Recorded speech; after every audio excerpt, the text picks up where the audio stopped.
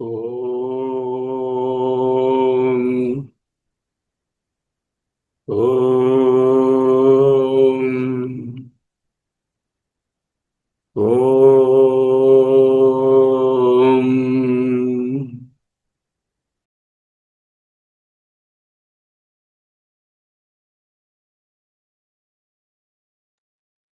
స్థిర సుఖమాసనం. అహమస్మి, అహమస్మి, అహమస్మి.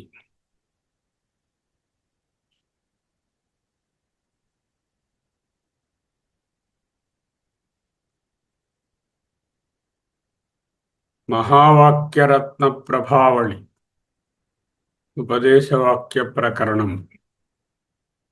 తత్వమసి మహావాక్య విచారణ జరుగుతోంది. జీవ బ్రహ్మైక్య సిద్ధాంతం.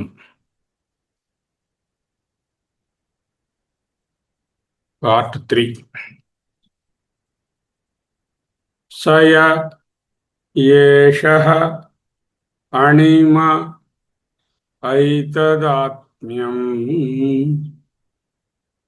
ఈదం సర్వం తత్సత్యం స ఆత్మా తత్వమసి శ్వేతకేతో.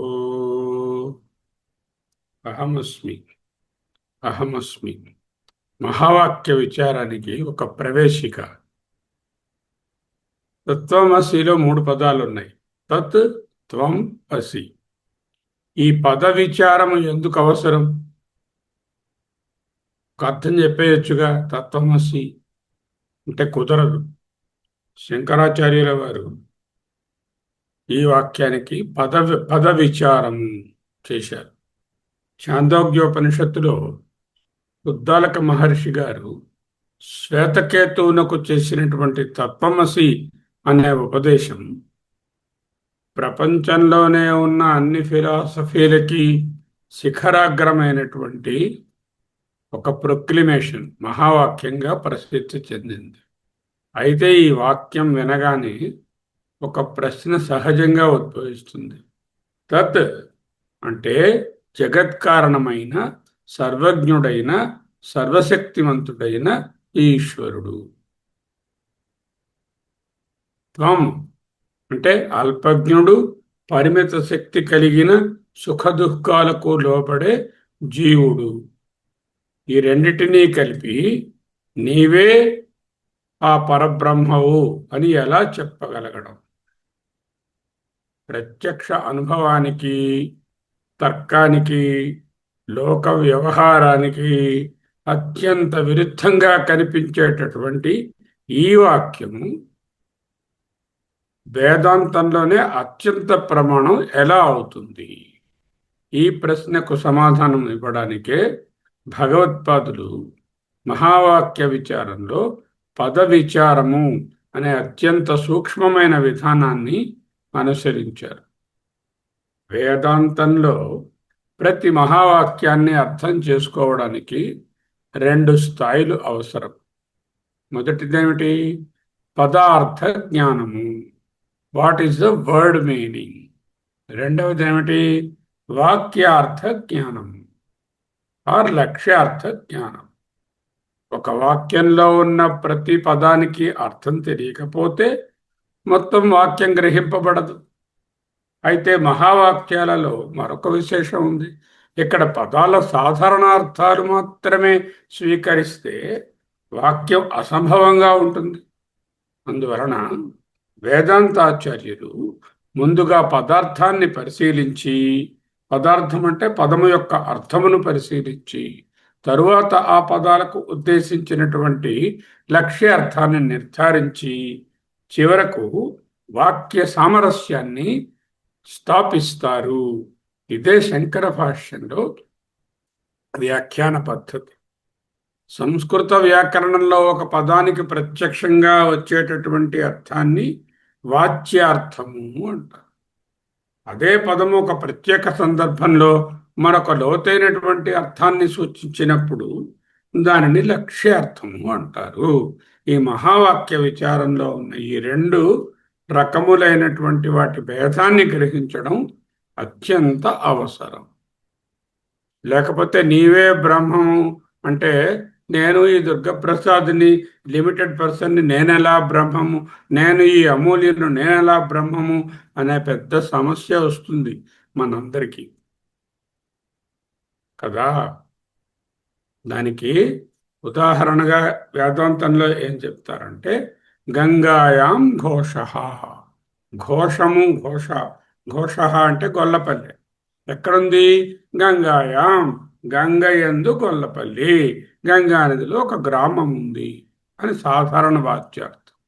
ఇది అసంభవము. గంగానది లోపల గ్రామం ఎలా ఉంటుంది? ఉండదుగా. నదిలో గ్రామం ఉండదు. ఇక్కడ గంగా అనే పదానికి గంగాయాం అంటే గంగయందు అనేది తీసేసి గంగా తీరం అనే లక్ష్యార్థాన్ని స్వీకరించాలి. అప్పుడు మాత్రమే అర్థవంతమైనటువంటి ఒక వాక్యం తయారవుతుంది. గంగాయాం ఘోష, గంగా తీర సమీపే ఘోష అని అర్థం. అంటే గంగా తీర సమీపమునందు ఒక గొల్లపల్లె కలదు. దీనిని లక్షణావృత్తి అంటారు. చాలాసార్లు చూస్తూ ఉంటారు లక్షణావృత్తి అని. లక్షణావృత్తి అంటే వాక్యార్థాన్ని తీసుకుంటూ దానిలో కొంత భాగాన్ని గ్రహించుకుంటూ మళ్ళీ దానికి ఒక డీపర్ మీనింగ్ని పెట్టడాన్ని లక్షణావృత్తి.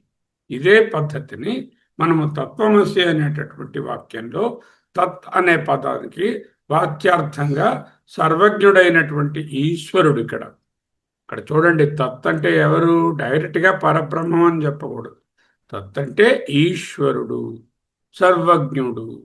త్వం అనే పదానికి వాక్యార్థంగా దేహాభిమాని అయినటువంటి వినయే, లేకపోతే రవిప్రకాష్, లేకపోతే ఇక్కడ ఉన్నటువంటి ఎవరైనా.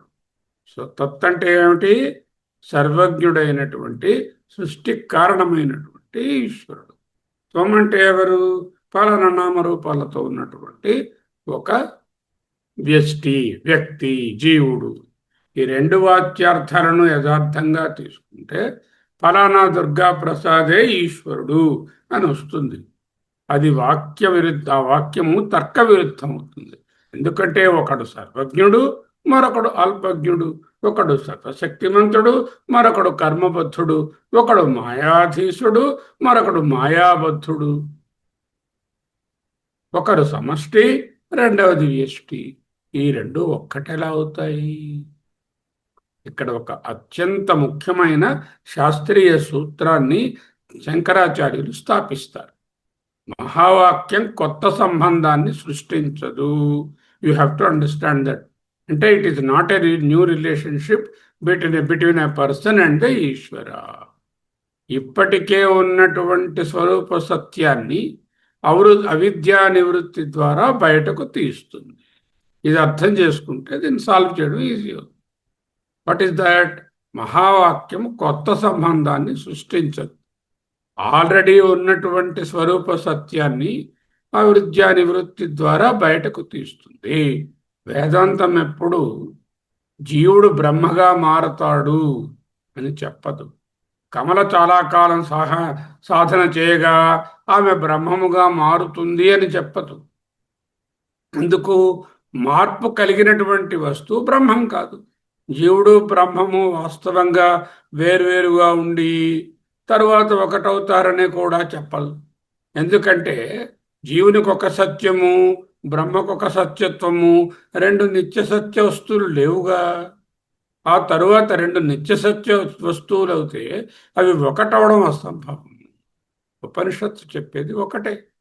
అజ్ఞానం వలన ఏర్పడినటువంటి భేదబుద్ధి తొలగినప్పుడు ఎప్పటి నుంచో ఉన్న అభేద సత్యము ప్రత్యక్షమవుతుంది. ఈ విషయాన్ని అర్థం చేసుకోవడానికి అధ్యాస సిద్ధాంతాన్ని పునాదిగా తీసుకుంటారు. అధ్యాసం అంటే ఏమిటి? ఒకదాని ధర్మాలను మరో దానిపై ఆరోపించడం. ఒక ఎర్రటి పుష్పము యొక్క ధర్మాలను తెల్లని ఏ విధమైన రంగు లేని స్ఫటికముపై ఆరోపించడం. శరీరానికి చెందినటువంటి జననము, మరణము, రోగము, వృద్ధాప్యము, మరణం అనేటటువంటి ధర్మాలను చైతన్యం మీద ఆరోపించడం అత్యాసం. అలాగే చైతన్యానికి చెందినటువంటి లక్షణాలు సత్తా, ప్రకాశము, శరీరంపై ఆరోపించడం కూడా అత్యాసం. దీనినే అన్యోన్య అత్యాస. శంకర భగవత్పాదుడు బ్రహ్మసూత్ర భాష్య ఉపోద్ఘాతంలోనే స్మృతిరూప పరత్ర పూర్వ దృష్ట అవభాస, స్మృతిరూప పరత్ర పూర్వదృష్టావభాస. మహావాక్య బోధ ఈ అధ్యాసాన్ని తొలగించడానికే. అహమస్మి అహమస్మి.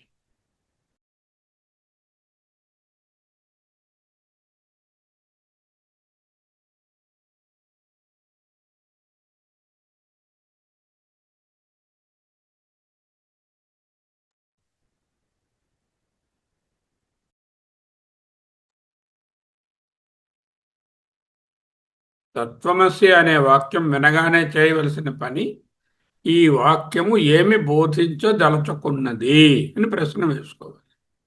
జీవుని స్థితిని మార్చాలనుకుంటోందా, లేక ఈశ్వరుని కిందకి దింపి పరిమితుడిని చేయాలనుకుంటోందా? జీవుని ఈశ్వరుని స్థాయికి పెంచుతారా, లేక ఈశ్వరుని జీవుని స్థాయికి దింపేసి రెండు ఒకటే అని చెప్తారా? లేకపోతే కొత్త సంబంధాన్ని ఏదైనా కల్పించాలనుకుంటోందా? ఈ మూడు కాదు. జీవుని హెచ్చించనూ లేరు, ఈశ్వరుని పరిమితిని చేయనూ లేరు, కొత్త సంబంధాన్ని కల్పించను లేరు. మరి ఏం చేస్తుంది? అజ్ఞాన కల్పితమైనటువంటి ఉపాధి భేదాన్ని తొలగించి ఉపాధులకు అతీతమైనటువంటి స్వరూపాన్ని సూచిస్తుంది. అందుకే పదవిచారానికి అత్యంత ప్రాధాన్యత. తత్ త్వం అసి అనే 3 పదాలలో ప్రతి పదం 2 స్థాయిలలో పరిశీలించాలి. వాచ్యార్థము, లక్ష్యార్థం. వాచ్యార్థంలో కొట్టొచ్చినట్టు భేదం కనబడుతోంది, లక్ష్యార్థంలో అభేదమే బోధింపబడుతోంది. ఈ సత్యాన్ని గ్రహించకుండా మహావాక్యాన్ని అర్థం చేసుకోవడం వీలుపడదు. వివేక చూడమణిలో శంకరులు ఈ పద్ధతినే మరింత స్పష్టంగా అనుసరిస్తారు. జీవుడు దేహం కాదు, ఇంద్రియాలు కాదు, మనస్సు కాదు, బుద్ధి కాదు అని వివేకం చేసి చివరకు సాక్షి చైతన్యాన్ని నిర్ధారిస్తారు. అలాగే ఈశ్వరుడెవరు? మాయా ఉపాధి విశిష్ట చైతన్యం. ఈ ఉపాధిని దృష్టిని అధిగమించినప్పుడు ఈశ్వరుడే బ్రహ్మమవుతాడు. బ్రహ్మమునకు మాయను జోడించి ఉపాధి కల్పిస్తే ఈశ్వరుడు. ఆ ఈశ్వరతత్వము మళ్ళీ స్వతంత్రము కాదు, కొన్నాళ్ళు ఉంటుంది, పోతుంది. సృష్టి ఉన్నప్పుడు ఈశ్వరతత్వం ఉంటుంది, సృష్టి లేకపోతే ఈశ్వరతత్వం లేదు. ఈశ్వరుడు అంటే శూలధారి, ఒక మెడలో సర్పములతో నుండే ఒక ఫిగర్ ఊహించకండి. సమష్టి విజ్ఞాన శక్తి, క్రియాశక్తి, ఇచ్ఛాశక్తి అయినటువంటి ఆ ఈశ్వరుడు కారణ రూపం. అది ఉపాధి కలిగి ఉంటే ఈశ్వరుడు, మాయతో కలిసి ఉండి సమష్టి ఉపాధిగా ఉంటే ఈశ్వరుడు. ఎప్పుడైతే ఆ ఉపాధి తొలగించామో ఆ మాయ తాలూకా ఎఫెక్ట్ లేకుండా మనము చూసాము, ఆ ఈశ్వరుడే పరబ్రహ్మ. జీవుడెవరు? ఉపాధిగా ఉంటే పలానా పలానా సో అండ్ సో, ఇక్కడున్న ఏ పేరైనా చెప్పుకోవచ్చు. ఉపాధి ధర్మాన్ని తొలగిస్తే ఇది పరబ్రహ్మే. ఈ రెండు నిరూపణల అనంతరమే జీవబ్రహ్మ భేదాన్ని ప్రకటిస్తారు. అపరోక్షానుభూతిలో కూడా ఇదే పద్ధతి కనిపిస్తుంది. ఘటాకాశము, మహాకాశము వేరువేరుగా కనిపించినట్టు అప్పటికీ వాటి మధ్యలో ఉన్నటువంటి ఉపాధి భేదాన్ని, ఘటము, మహాకాశము అనేటటువంటి ఉపాధులను తొలగిస్తే ఆకాశం ఎప్పుడూ ఒకటే అని తెలుస్తుంది. అదేవిధంగా జీవుడు, ఈశ్వరుడు ఉపాధి దృష్టిలో మాత్రమే ఈశ్వరుడు సమష్టి, మాయ ఉపాధితో ఉన్నాడు. జీవుడు కూడా వ్యష్టి. ఈయనేమో అవిద్య లేక మాయలో ఒక ఉపాధి నామరూపాలు కలిగి ఉన్నాడు. ఉపాధి నివృత్తిలో అభేదమే మిగులుతుంది. పంచదశలో విద్యారణ్యుల వారు మరింత సూక్ష్మంగా వివరిస్తారు. చైతన్యం ఎప్పుడు విభజింపబడదు. విభజింపబడినట్లు కనిపించేది ప్రతిబింబం, ఉపాధి అవచ్ఛేదం వలన మాత్రమే. ఉదాహరణ, సూర్యభగవానుడు విభజింపబడలేదు. అనేక నీటి పాత్రలలో అనేక ప్రతిబింబాలుగా కనిపిస్తున్నాడు. అంత మాత్రాన అనేక మంది సూర్యులు లేరు.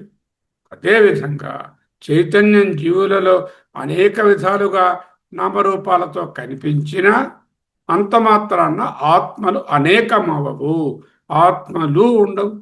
ఇదే కారణంగా మహావాక్య విచారం వ్యాకరణ చర్చ కాదు. It is not a Sanskrit analysis or the grammar analysis. ఇది అవిద్య నివృత్తి ప్రక్రియ. మహావాక్య విచారం ఏమిటి? అవిద్యను తొలగించుకునే ఒక ప్రక్రియ. ప్రతి పదము అజ్ఞానంలోని ఒక్కొక్క పొరను తొలగిస్తుంది. తత్పదము ఈశ్వరునిపై ఉన్న కల్పిత పరిమిత భావాన్ని తొలగిస్తుంది. ఈశ్వరుడు అంటే మాయ అనే ఉపాధితో సమష్టిగా ఉన్నాడు అని ఒక కల్పితమైన పరిమితి విధించాం. త్వంపదము జీవునిపై ఉన్నటువంటి దేహాత్మ బుద్ధిని తొలగిస్తుంది.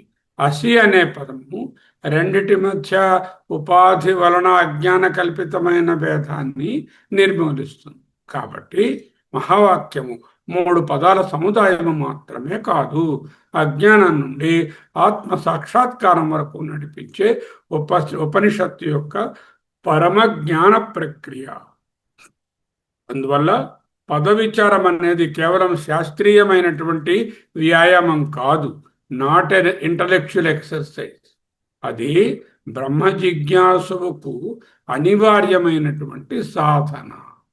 వాక్యార్థంలో నిలిచిపోయిన వాడు చివరి వరకు భేదాన్ని మాత్రమే చూస్తాడు, భేదంలోనే బతుకుతాడు, మళ్ళీ చనిపోతూ ఉంటాడు.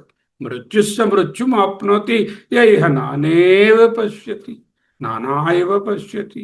నానాత్వం లేదు ఇవ. లక్ష్యార్థాన్ని గ్రహించిన వాడు అభేదాన్నే దర్శిస్తాడు. శంకరాచార్యుల అద్వైత సంప్రదాయం అంతా ఈ ఒక్క మార్పు పైనే ఉంది. ఇప్పుడు మనం పరిశీలించబోయే తత్పద విచారానికి ఇదే ప్రవేశ ద్వారం. తత్పద వాచ్యార్థము ఏం చూస్తున్నాము? తత్పదము యొక్క వాచ్యార్థం చూస్తున్నాము. తత్పదము యొక్క వాచ్యార్థం ఏమిటి? ఇప్పుడే చెప్పుకున్నాం. వాచ్యార్థం మాయా ఉపాధితో కూడినటువంటి మాయోపాధి విశిష్ట ఈశ్వర స్వరూపం. వాట్ ఈస్ ది తత్పద వాచ్యార్థ? ఈశ్వర.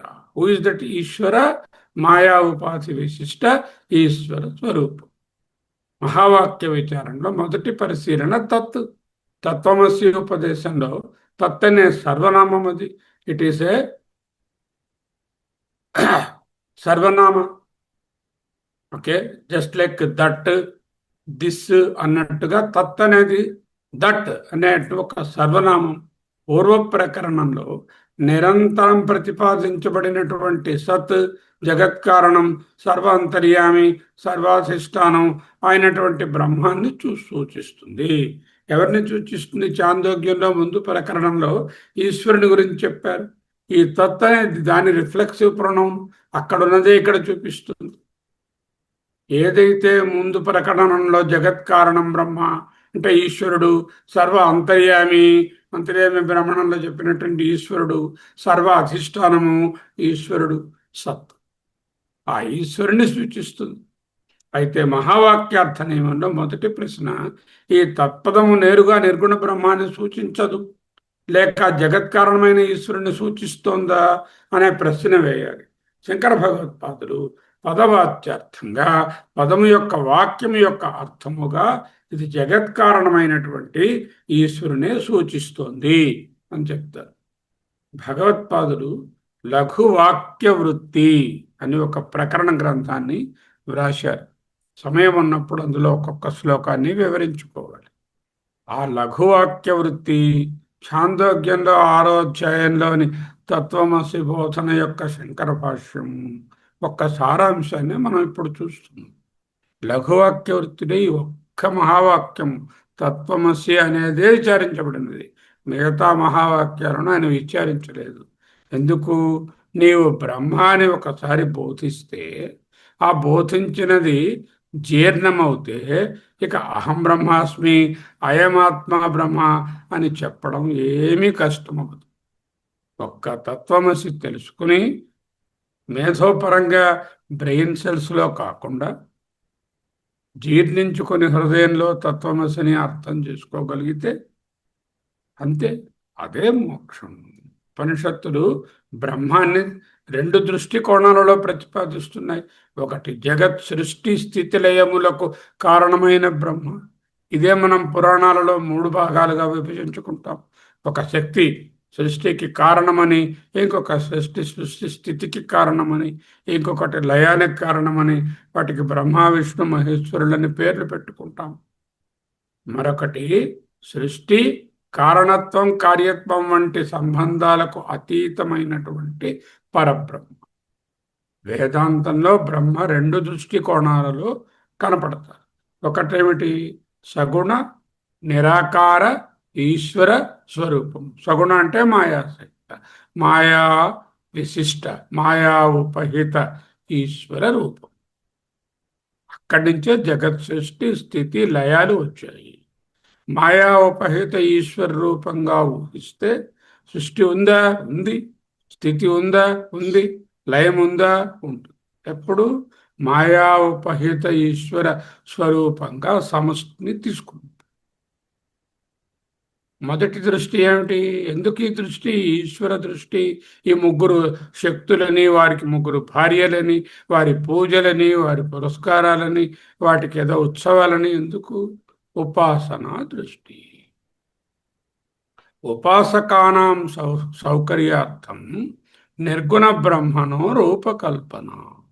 ఉపాసకుల యొక్క సౌకర్యము కొరకు నిర్గుణ బ్రహ్మము యందు నామరూపములను ఉపాధులను కల్పించి పూజిస్తున్నారు, ఉపాసిస్తున్నారు, ధ్యానిస్తున్నారు, కోవెళ్ళు కడుతున్నారు. అవేమి తప్పు కాదు. రెండవది జ్ఞానానికి. మొదటిది వ్యవహార దృష్టి, వ్యావహారిక సత్యం. వెంకటేశ్వర స్వామి వ్యావహారిక సత్యం. పారమార్థిక సత్తాలో ఆయన పరబ్రహ్మం. కాశీ విశ్వేశ్వరుడు వ్యావహారిక సత్యం, పారమార్థిక దృష్టిలో ఆయన పరబ్రహ్మం. రెండవది పారమార్థిక దృష్టి. మహావాక్యంలోని తత్పదము వాచ్యార్థంగా మొదటి దృష్టిని స్వీకరిస్తుంది. వాచ్యార్థం ఏమిటి? మొదటి దృష్టి. మొదటి దృష్టి ఏమిటి? ఈశ్వరుడు. అంటే ఏమిటి? మాయతో కలిగి ఉన్నాడు. మాయా ఉపహిత, మాయా విశిష్ట చైతన్యము. యతో వాయమాని భూతాని జాయంతి యాన జాతాని జీవంతి యత్ ప్రయంత్యభివిశంతి. తైత్రేయం ప్రకటించింది.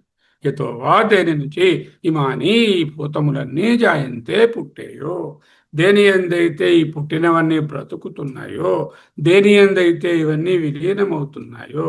అంటే దేన్ని చెప్తున్నారు? తత్పదము యొక్క వాచ్యార్థమైన ఈశ్వర స్వరూపాన్ని బోధిస్తున్నారు. ఈ వాక్యార్థానికి ప్రమాణము ఇదే. సృష్టి యావత్తు ఏ సత్తా నుండి ఉద్భవించిందో, దేని చేత ధరింపబడిందో, దేనిలో లయమవుతోందో అదే బ్రహ్మ అంటున్నారు. ఇది ఎటువంటి బ్రహ్మ? అప్పుడు ఉపాధి సహిత బ్రహ్మ లేక ఈశ్వరుడు. ఇదే భావాన్ని బ్రహ్మసూత్రము మొట్టమొదటి స్థాయిలోనే జన్మాద్యస్య యతః అని మొదటి సూత్రంలో ప్రతిపాదిస్తుంది. జన్మాదులు దేనికి ఉన్నాయో, అంటే దేనికి జన్మాదులు ఉన్నాయి అంటే ఈశ్వరతత్వమే ముందు వ్యాఖ్యానించబడుతుంది. అంటే ఈశ్వరుడు అనేది మాయా ఉపహిత చైతన్య జన్మాదులు కలిగినటువంటి రూపం. అంటే సగుణ నిరాకార తత్వం. ఇంకా ఆకారం ఏర్పడలేదు. జగత్ కారణత్వమే బ్రహ్మాన్ని సూచించే తటస్థ లక్షణం అని వివరిస్తారు. ఇటువంటి లక్షణము అంటే సృష్టి స్థితి లయములకు కారణమైనటువంటి తత్వం అని చెప్పడం స్వరూప లక్షణము కాదు, తటస్థ లక్షణం, incidental attribute. It is not the real స్వరూప ఆఫ్ ది బ్రహ్మ. సృష్టి అనే కార్యాన్ని ఆధారంగా చేసుకొని కారణాన్ని నిర్ధారించడం. సృష్టి కనబడుతోంది, ఏదైనా కనబడుతోందంటే అక్కడ ఏదో ఒకటి దాని కారణం ఉండాలి. చేత కనబడుతున్నది కాబట్టి దీనికి కారణాన్ని వెతికి బ్రహ్మ కారణము అంటే ఈశ్వరుడు కారణము. ఈశ్వరుని ఎందే పుడుతున్నాయి, స్థితి అయి ఉన్నాయి, లయిస్తున్నాయి అని చెప్పడానికి తటస్థ లక్షణము అంటారు. అదిగో కమల గారి ఇల్లు ఎక్కడండి అని అడిగారు. ఎక్కడ కమల గారు అదిగోనంటే కాకి వాలి ఉందండి, చూసారా ఆ బిల్డింగ్, అదే వాళ్ళ ఇల్లు అండి అని చెప్పారు. ఆ కాకి వాలడం ఏమిటి? తటస్థ లక్షణం. కా- ఆ ఆ కాకి వాలడం పర్మనెంట్ లక్షణం కాదు, ఇవాళ ఉంటుంది ఆ కాకి రేపు పోతుంది. అంటే ఆ ఇంటిని సూచించడానికి వాడే ఒక లక్షణము తటస్థ లక్షణం. అలాగే నిర్గుణ పరబ్రహ్మమైనటువంటి సత్యజ్ఞానమనంతం బ్రహ్మను మన స్వరూపాన్ని చూపించడానికి ఒక తటస్థ లక్షణము ఈశ్వరుడు. అయితే ఇక్కడ ఒక సూక్ష్మమైన అంశాన్ని గ్రహించారు. అద్వైతంలో ఈశ్వరుడు బ్రహ్మ సమానాత్మతాలు కావు. బ్రహ్మ అంటే చతుర్ముఖ బ్రహ్మ సరస్వతి భర్త గారు కాదు. పరబ్రహ్మ. ఈశ్వరుడు అంటే పాములు వేసుకుని కైలాసవాసి త్రిశూలధారి ముక్కంటి కాదు. ఈశ్వరుడు బ్రహ్మము. ఇక్కడ ఈశ్వరుడు అంటే సమష్టి సాకార సారీ సగుణ నిర్వికార చైతన్యమని, మాయతో కూడినటువంటి ఈశ్వరుడని. బ్రహ్మం అంటే నిర్గుణ మాయారహిత కార్యకారణాతీత చైతన్య ఘనమని తెలుసుకోవాలి. ఈ రెండు పదాలు ఒకటి కావు. నిరుపాధిక చైతన్య బ్రహ్మము మాయోపాధితో సంబంధ పడినప్పుడు ఈశ్వరుడు అని వ్యవహరించబడుతుంది. శివశక్త్యా యుక్తో యది భవతి శక్త ప్రభవితం. ఆ పరబ్రహ్మం ఎప్పుడైతే మాయతో శక్తితో కలిస్తే అప్పుడు సృష్టి అనేది ఏర్పడింది. నచేత్ అట్లా మాయతో కలవకపోతే ఏవం దేవ ఈ పరబ్రహ్మము నా ఖలు కుశల స్పందితుమపి కొంచెం కదలిక కూడా ఉండదు. నాణ్యత్ కించన మిషత్ ఏ విధమైనటువంటి కదలిక లేని నిర్గుణ నిరాకార చైతన్యం. ఏమిటి తెలిసింది ఇవాళ పొద్దున్నుంచి కూర్చుని మనం మాట్లాడుకుంటున్నది? పద విచారం చేస్తున్నాము. తత్పదము, త్వం పదము, అస్య అనేవి పదములకు రెండు ఉంటాయి. ఒకటి వాచ్యార్థము, రెండవది లక్ష్యార్థము. తత్పద వాచ్యార్థం ఏమిటి? తత్పదమనగా పరబ్రహ్మము కాదు. వాచ్యార్థంలో ఈశ్వరుడు. ఈశ్వరుడు అనగానెవరు? మాయా ఉపహిత చైతన్యం అంటే ఉపాధితో కలిగినటువంటి చైతన్యము. ఉపాధి అనే పదాన్ని జాగ్రత్తగా అర్థం చేసుకోవాలి. ఉపాధి అనగా ఏ వస్తువుకు నిజంగా చెందని ఒక విశేషణాన్ని ఆరోపించినట్లు కనిపింపజేసే పరిమితి కారణం. So to condition it we use the word ఉపాధి. స్వచ్ఛమైన స్ఫటికం పక్కన ఎర్రని పువ్వు ఉంచినప్పుడు అది ఎర్రగా కనిపిస్తుంది. ఎరుపు స్ఫటికం స్వభావం కాదు, అయినప్పటికీ దర్శనంలో అది ఎర్రదనాన్ని పొందినట్టు అనిపిస్తుంది. ఇదే ఆ ఉపాధి లేక ఆ పుష్పము, ఎరుపు పుష్పము యొక్క ప్రభావం. అదేవిధంగా నిర్విశేష చైతన్యమైన పరబ్రహ్మము మాయా సంబంధం వలన సర్వజ్ఞుడు, సర్వశక్తిమంతుడు, జగత్కర్త, జగన్నియంత అంటూ వ్యవహరింపబడుతుంది. ఈ విశేషాలు బ్రహ్మస్వరూపము యొక్క ధర్మాలు కావు, మాయ ఉపాధి వలన ఏర్పడే వ్యావహారిక నిర్దేశాలు. తత్వమసి ఇంకా ఉంది, రేపు కొనసాగించుకుందాం. ఇది 8 నుంచి 10 భాగాల వరకు వెళుతుంది. ఇది జాగ్రత్తగా ప్రతిరోజు అటెండ్ అయ్యి అర్థం చేసుకోండి. మళ్ళీ వీటిని సింక్ అవ్వండి, మననం చేసుకోండి. అహమస్మి, అహమస్మి, అహమస్మి, అహమస్మి, అహమస్మి, అహమస్మి, అహమస్మి, సోహం, సోహం, సోహం, సోహం, సోహం, సోహం, సోహం. అహమస్మి, అహమస్మి, అహమస్మి, అహమస్మి, సోహం, సోహం, సోహం, సోహం, సోహం, సోహం, సోహం, సోహం, శివోహం, శివోహం, శివోహం, శివోహం, శివోహం, శివోహం. అహమస్మి. అహమస్మి. అహమస్మి. స్వస్తి.